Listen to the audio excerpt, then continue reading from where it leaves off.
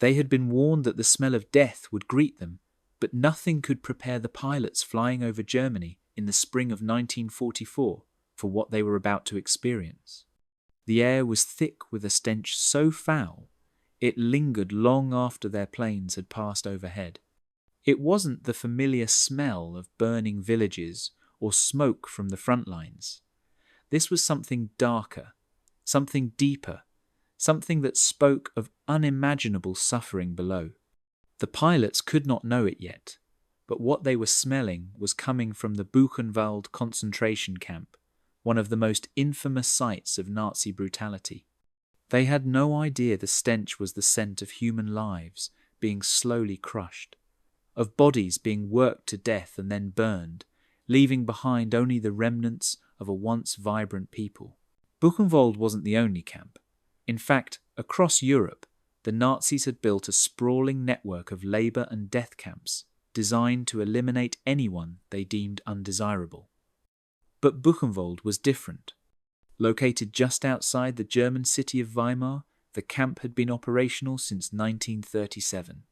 From its very first days, Buchenwald was a place of horror, a place where Jews, political prisoners, and anyone caught in the Nazi regime's grip were sent to suffer, to starve, to work, and eventually to die.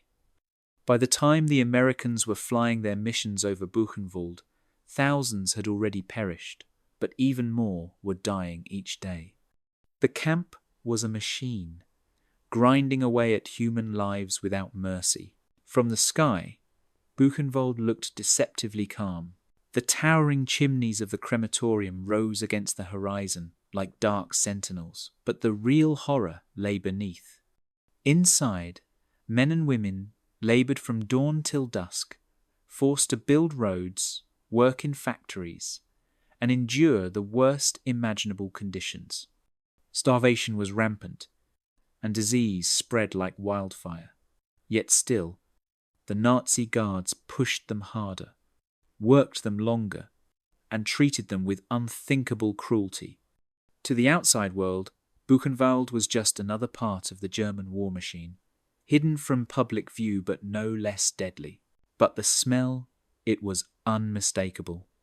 It wasn't the smell of fire alone, nor was it just the stench of the unwashed prisoners. It was the smell of death itself, rising from the very earth of Buchenwald. For the pilots who flew over, the scent became a silent marker, a terrible signal of what lay below. They couldn't see the suffering, the daily atrocities, but the smell told them everything. It was the smell of a camp built not just for labour but for death, a place where the Nazis had perfected their system of extermination. In the end, Buchenwald would become a symbol not just of Nazi brutality, but of the lingering horror that clung to the air long after the camp's doors were finally opened. As the planes flew overhead, the pilots could never have imagined the truth that lay just beneath their wings. They could only guess at what horrors were being hidden from them, unaware that their missions were flying directly over one of the most notorious concentration camps in history. The stench, however, would forever mark their memories. It was a reminder of something they could never forget, something that, despite the war ending, would never truly be erased. It was a strange, unexplainable thing, the smell that filled the air every time their planes flew over that part of Germany. For the American and British pilots flying in 1944, it was just another mission, another target, another day of war, but then they began to notice it. The scent that lingered in the air, faint at first, but undeniable once it hit them. It wasn't the burning of cities or the typical smells of battle. No, this was different. This was something darker, something they couldn't put into words. It was as if the air itself carried the weight of suffering, something thick and overpowering that made their stomachs churn every time they flew over the area. It was the smell of death, hanging like a cloud over a place no one outside the military really understood.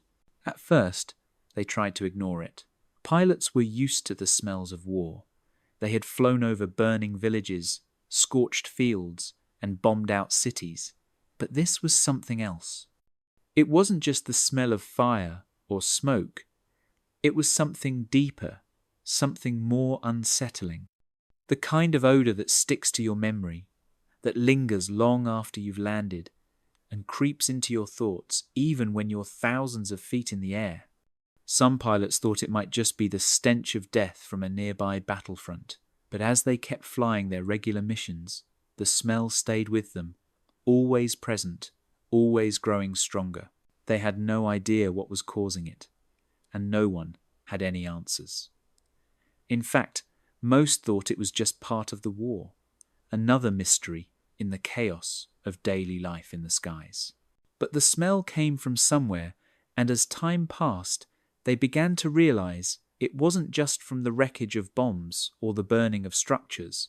It was coming from something far worse. Below them, hidden in the rolling hills and forests, lay a place no one spoke of outside military circles, a concentration camp called Buchenwald. Buchenwald wasn't like other camps. Yes, it was a place where Jews, political prisoners, and others the Nazis deemed undesirable were sent to die. But it was also a place where something far more terrifying was taking place. The Nazis had turned it into a factory for death, working men and women to the bone, starving them, torturing them, and eventually killing them in the most horrific ways possible. They used gas chambers, shootings, and beatings, and every day more prisoners were brought in to endure the same fate. But there was something about Buchenwald that was different from other camps. The smell. It spread out from the camp, thick and heavy, carried by the winds that swept across the area.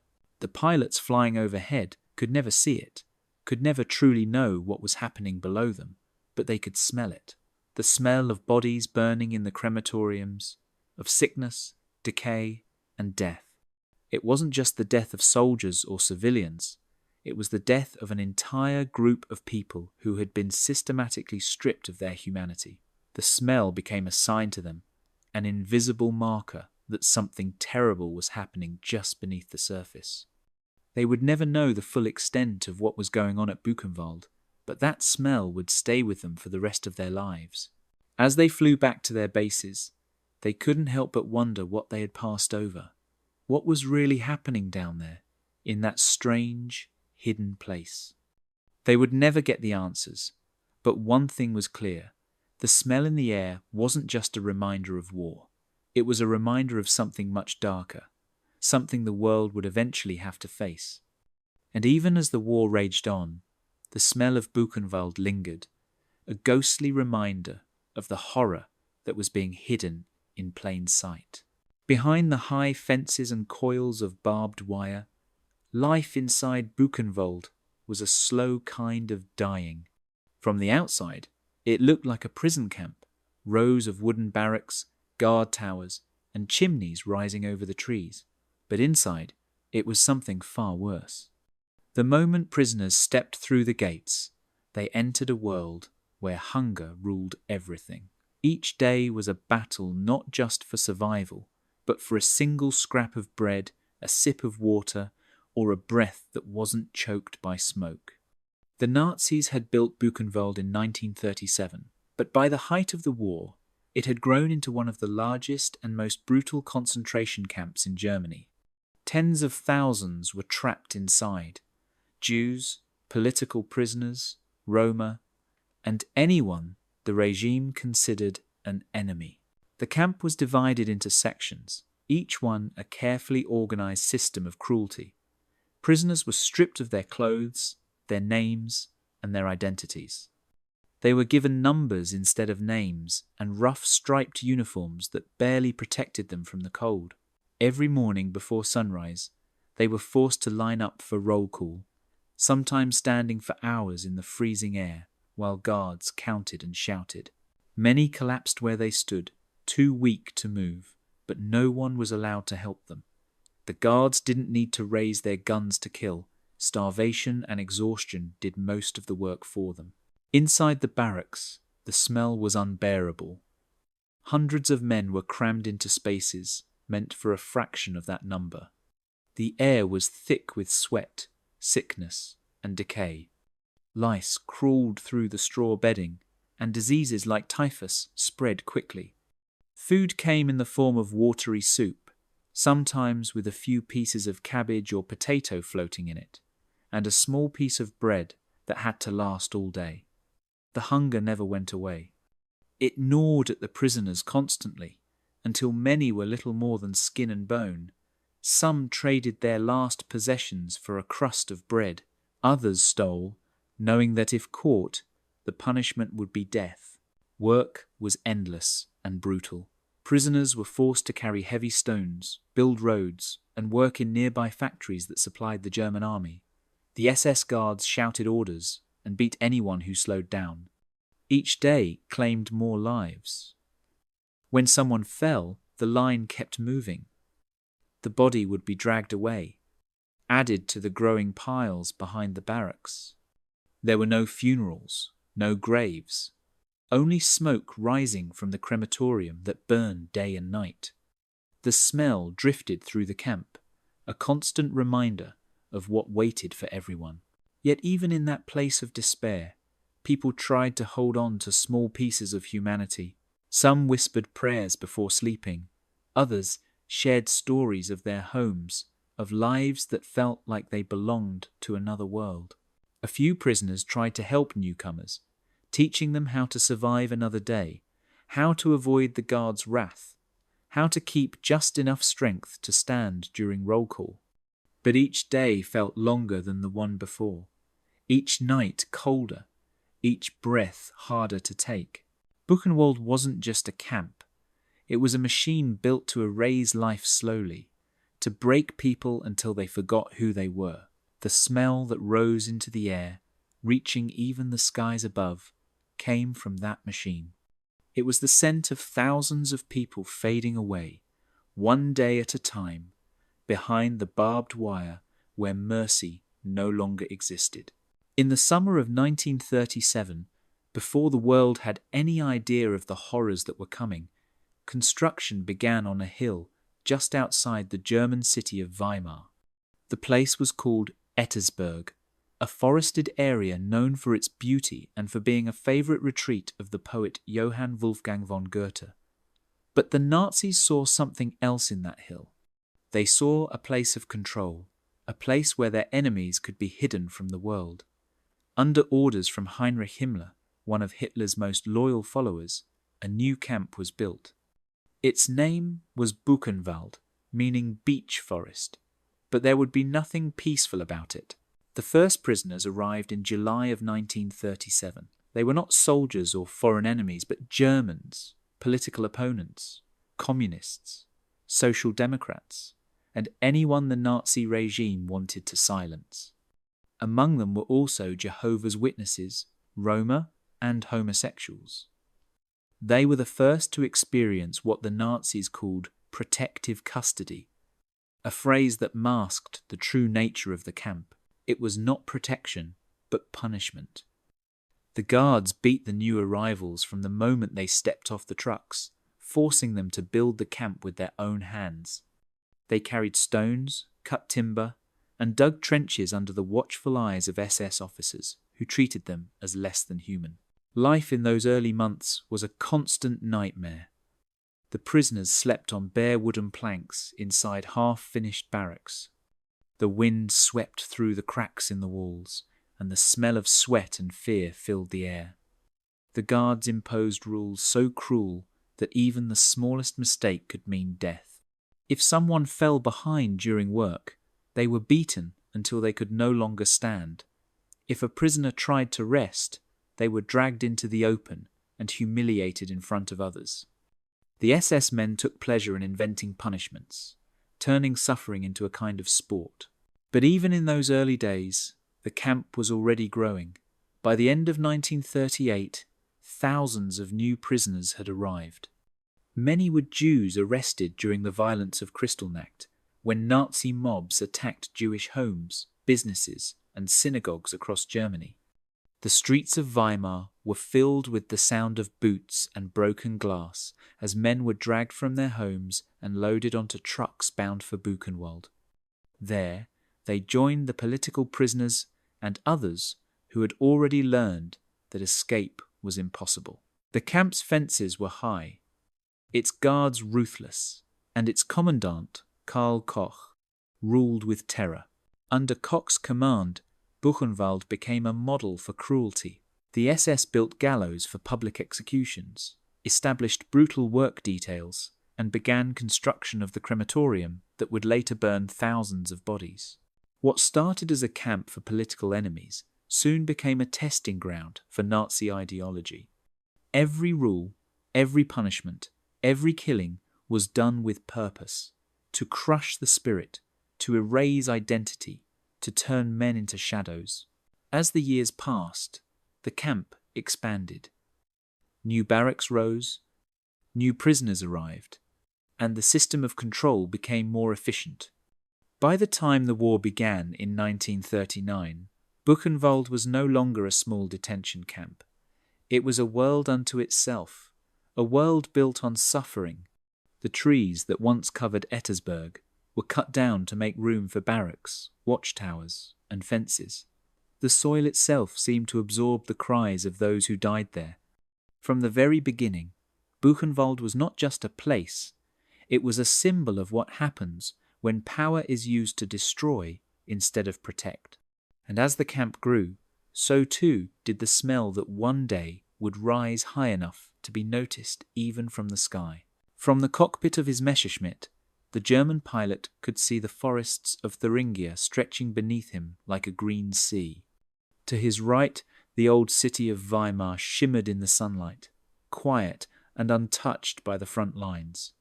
But just beyond it, near the top of a hill, a strange grey shape cut through the trees. Smoke drifted upward, steady and black. The pilot had flown this route many times before, yet every time he passed that hill, he felt uneasy.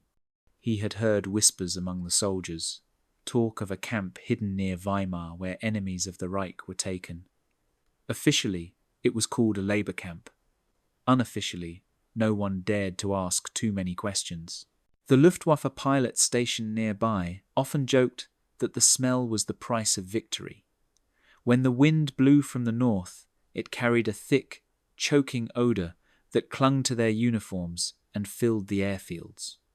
It wasn't the smell of fuel or machinery. It was something organic, heavy, and sickly sweet. Some of the men said it came from a tannery or a factory. Others knew better but stayed silent. In the Third Reich, silence was survival. Curiosity could be dangerous. The pilot, a man in his mid-20s named Ernst, had joined the Luftwaffe out of pride. Like many young Germans, he believed in duty and discipline. He had grown up hearing that Germany was rising again, that loyalty to the Führer was the highest honour a man could have. But the longer he served, the more uneasy he became. Each time he flew over that hill, he noticed more barracks, more guards, more smoke. Sometimes, when the clouds cleared, he thought he saw small lines of people moving inside the fences, tiny figures under the watch of armed men. He told himself it was none of his concern.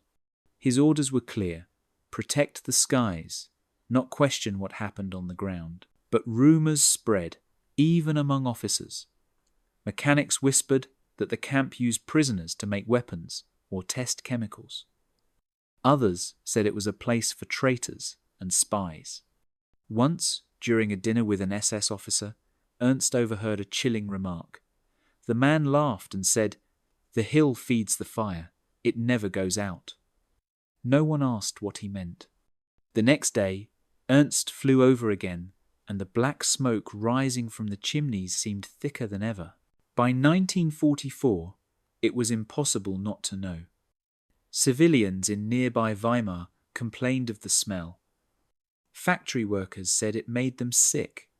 The local farmers whispered that the streams had turned dark, that animals refused to drink from them, but no one dared to protest.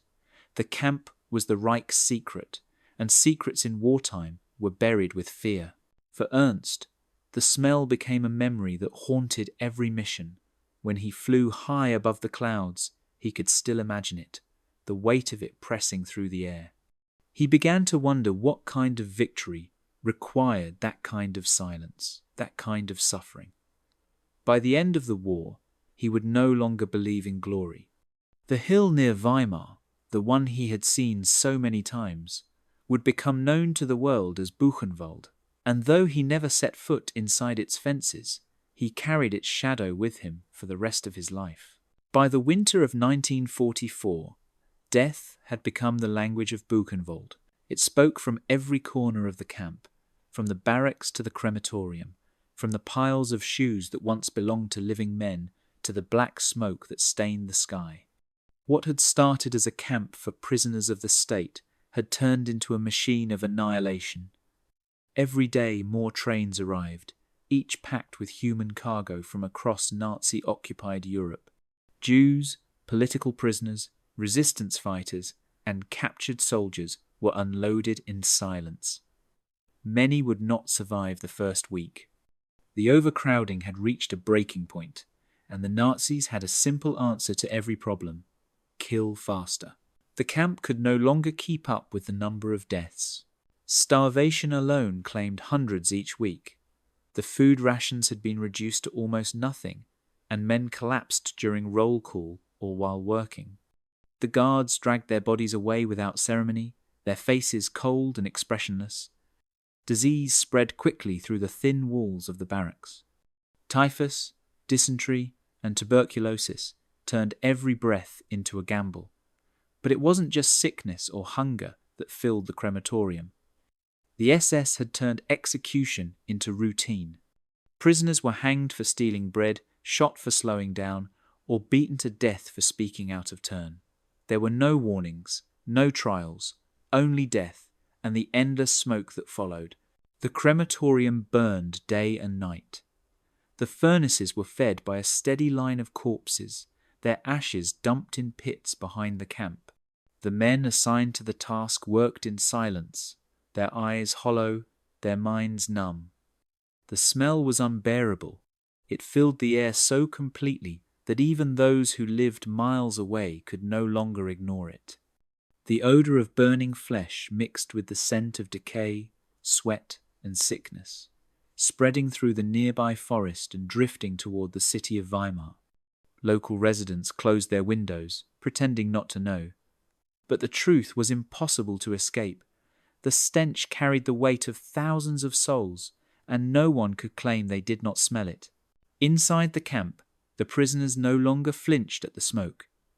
It was simply part of their world, like the barbed wire and the barking of dogs. They watched the black clouds rise into the sky and wondered how many of their friends were in the flames that day. Sometimes the smoke turned grey, sometimes red, depending on what the ovens were burning. The guards never explained, but everyone knew. The wind would carry the smell over the hills, and the pilots flying above would catch a whiff of it, a strange and sickening scent that followed them long after they left the area. They didn't know what it was, but those on the ground did. It was death, and it never stopped. By early 1945, Buchenwald had become a place of mass death unlike anything the world had seen before.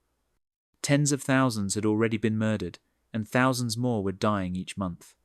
The crematorium could not keep up, and mass graves began to fill the forest. The ground itself seemed to groan under the weight of the bodies. The SS tried to hide the evidence, burning records and covering pits, but the smell betrayed them. It seeped into the air, into the soil, into the very fabric of the place. Even the guards complained about it, though they did nothing to stop it. That smell was the camp's secret voice. It spoke to those who passed above, to those who lived nearby, and to those trapped inside. It was the proof that something monstrous was happening behind the fences. Long before the world saw the photographs, long before the gates were opened, the air above Buchenwald was already telling the story. It was the story of a place where death became routine, where the sky itself carried the evidence of murder, and where the smell of death spread farther than any scream ever could. The first time Captain Howard flew over central Germany, he thought the haze below was just smoke from the factories. It was the winter of 1944, and the war was reaching its final and bloodiest phase. The skies over Europe were filled with bombers and fighter escorts, their engines roaring through the frozen air. From above, Germany looked scarred, its towns in ruins, its fields turned grey with ash. But there was one patch of land, near Weimar, that caught his attention.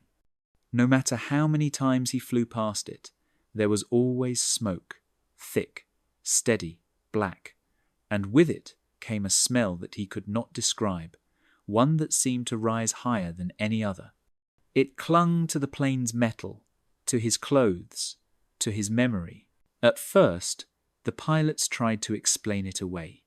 They told themselves it was the smell of burning oil, or the smoke from bombed factories. But the odour was different. It was sweet and heavy, almost oily, and it made some of the men gag inside their oxygen masks. The smell didn't come and go like other fires. It stayed.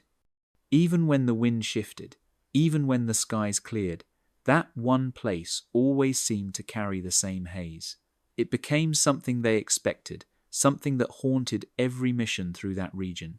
After a few weeks, the men began to talk. Some called it the burning field. Others joked darkly that it was where the Germans destroyed their secrets.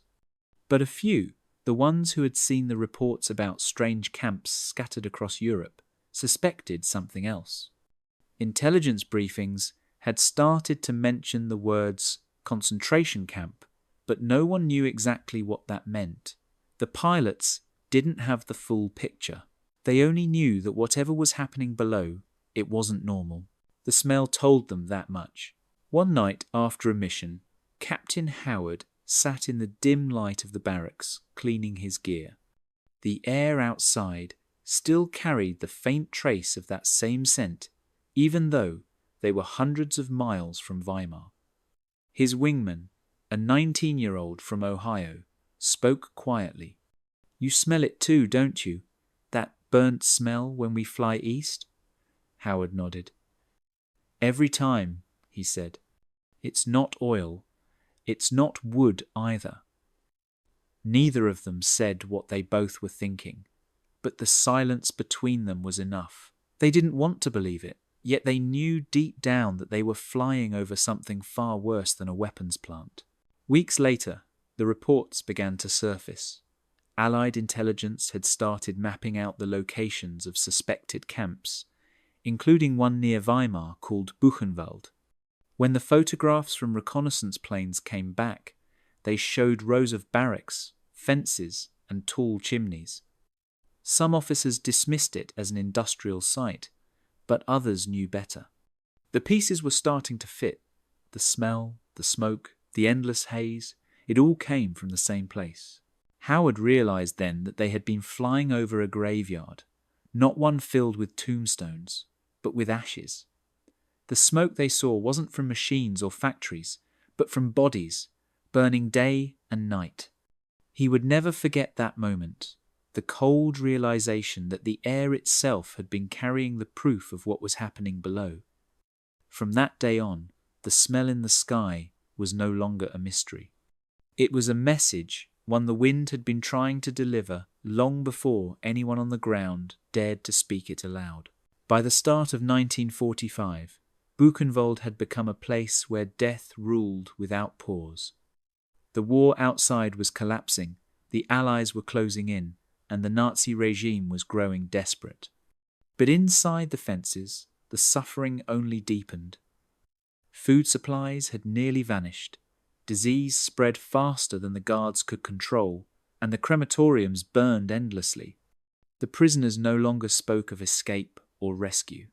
They spoke only of survival, of making it through one more day, one more hour. For most, even that was too much to ask. The camp was overcrowded beyond comprehension. Originally built to hold a few thousand, It now held more than 80,000 men, women, and even children. Barracks meant for 100 were crammed with 600, each body pressed against another, fighting for space to breathe. The air inside was thick with the smell of sickness and death. Lice crawled through torn uniforms, and the floors were slick with filth. Each morning, corpses were dragged out and stacked outside the barracks like wood for burning. The guards barely looked at them anymore. Death had become routine. Starvation turned men into shadows. Their eyes sank deep into their skulls. Their bones showed through thin layers of skin, and many could no longer stand without help. The soup they were given each day was little more than warm water, sometimes with a few grains of barley floating in it. Bread rations had shrunk to almost nothing. Men fought over crumbs, over the faintest chance of survival. Some even scraped at the frost on the windows to drink. The cruelty of the guards only grew as the situation worsened. They lashed out at prisoners for no reason, beating them until their bodies lay still in the snow. Every order was carried out with the cold precision of soldiers who had long forgotten what mercy felt like. Medical experiments became more common in those final months. Prisoners were injected with diseases, poisoned and dissected, all in the name of Nazi science. The screams echoed through the camp, yet no one dared to respond. To cry out was to invite the same fate. The SS officers and doctors recorded their results calmly, as though the prisoners were not people but objects to be measured and discarded. The crematorium worked without rest, its smoke pouring into the sky day and night. The wind carried it for miles, spreading the stench across the countryside and into the flight paths of Allied planes that passed above. As the Allies advanced, the SS tried to erase the evidence. They destroyed documents, burned records, and forced prisoners on death marches toward other camps. Thousands collapsed along the way, shot where they fell. Inside Buchenwald, the remaining prisoners knew the end was near, but feared what it might bring. Rumors spread that the guards would kill everyone before the Americans arrived. Some prisoners began to plan a rebellion, hiding weapons and waiting for the right moment. By early April, the camp was on the edge of collapse. The guards were panicking, the prisoners were starving, and the air was so thick with smoke that it blotted out the sun. The once orderly system of control had fallen into chaos. Prisoners broke into storerooms, searching for food or weapons. The SS fled in waves, abandoning their posts. And through it all, the smell of death hung in the air stronger than ever. It was in the clothes, in the wood of the barracks, in the very soil beneath their feet. When the Americans finally arrived, they would find a world that had already descended into hell, a place where the air itself told the story before a single word could be spoken. When the American soldiers first reached the outskirts of Weimar in April of 1945, they could smell Buchenwald before they saw it. The wind carried the scent for miles, thick and choking like something that refused to die. The closer they drove, the stronger it became. At first, they thought it was the stench of rotting food or animals left in the open after the battles. But as they passed through the gates of the camp, they realized the truth. The smell was death itself. It hung over the camp like a cloud, pressed into every inch of ground, into every board of wood, into the skin of every living soul still inside. What they found was beyond anything they had ever seen. Piles of bodies, stacked like cords of wood, stretched across the yard. Some were nothing more than skeletons wrapped in skin, their faces frozen in expressions of pain that would never fade. Others were half alive, crawling toward the soldiers with hands too weak to reach. The Americans, hardened by years of war, stopped in silence. Many dropped their weapons and covered their mouths. No one had prepared them for this. The war had been full of horror, but nothing compared to the scale of what they saw at Buchenwald. The prisoners who were still alive were barely recognizable as human. Their uniforms hung loose on their bones, their eyes hollow and wide with disbelief. When they saw the American soldiers, many began to weep. Some tried to stand and salute. Others simply fell to their knees, whispering words of thanks in languages the soldiers did not understand. For the first time in years, they were free, though most could hardly grasp what that meant. Liberation felt like a dream that had come too late. The American forces quickly realized the magnitude of what had happened there. They brought in doctors and medical teams, but the task was overwhelming. Thousands of prisoners were too weak to survive even a few more days. Many died after liberation, their bodies too broken to recover from starvation and disease. Still, the Americans did everything they could. They set up field hospitals, distributed food, and tried to bring order to the chaos. But no amount of help could erase the horror that had soaked into the place. As the soldiers moved through the camp, they found evidence of the crimes committed there: torture chambers, medical experiment rooms, and the massive crematorium where tens of thousands had been burned. The ovens were still warm when they arrived, the air was filled with ash, and the ground was littered with personal belongings that told silent stories: a child's shoe, a broken watch, a letter never sent. The soldiers forced nearby townspeople from Weimar to walk through the camp. Many claimed they had no idea what had happened, but the smell told another story. It was impossible to live nearby and not know. In the days that followed, news of Buchenwald spread across the world. Reporters arrived, their cameras capturing what words could barely describe. Photographs of the camp were printed in newspapers, shocking readers who could not believe such evil had existed. The survivors, weak but alive, became living proof of the cruelty they had endured. Some could barely speak, others spoke endlessly, desperate to be heard. For the soldiers, liberation was not victory, it was revelation. It showed them what the war had truly been about, not just land or power, but the fight for humanity itself. As they left Buchenwald behind, many could not forget the smell that had greeted them. It stayed with them long after they returned home, a haunting reminder of what they had seen and what the world must never allow to happen again. When the smoke finally cleared and the fires went cold, the smell did not disappear. It clung to the earth, to the trees around the camp, and to the uniforms of the soldiers who had walked through its gates. Even after the bodies were buried and the living were taken away for treatment, the air still carried that same heavy scent. It was as if the ground itself remembered. Those who had survived the camp said they could never escape it.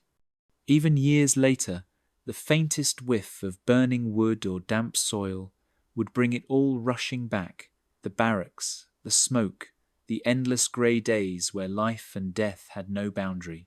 After the liberation in April of 1945, the world began to learn the full truth about Buchenwald. Investigators recorded the names of the dead, though many would never be identified. The Americans gathered testimony from survivors, documenting what had happened inside those fences.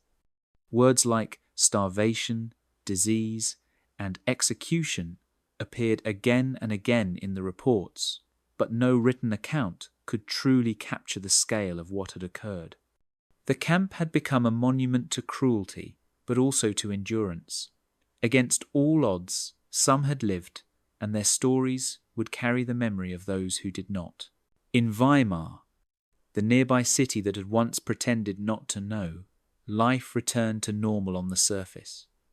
The townspeople reopened their shops, their schools, their churches, but the smell had reached them too.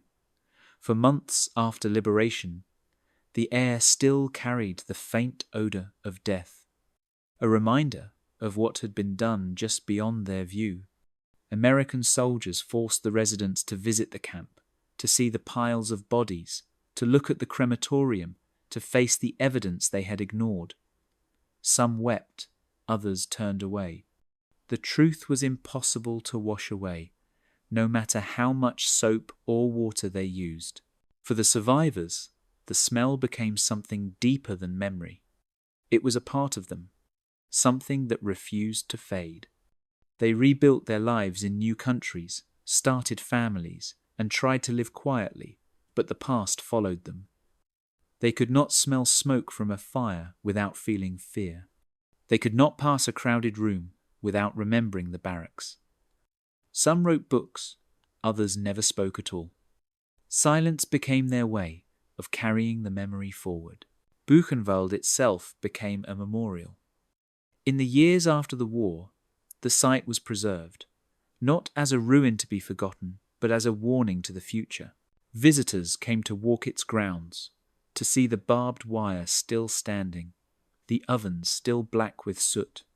Guides spoke softly as they led groups through the remains of the barracks, and every person who left said the same thing. The smell was still there, faint but unmistakable, as if the air had absorbed the grief of those who had died. Even decades later, when survivors returned in their old age, they said the scent hit them the moment they stepped off the bus. It was not as strong as before, but it was real enough to make their stomachs twist.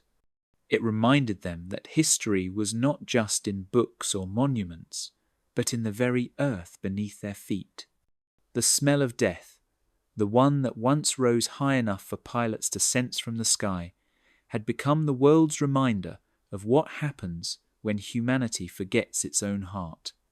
And as long as it lingers, Buchenwald's story will never be silent again.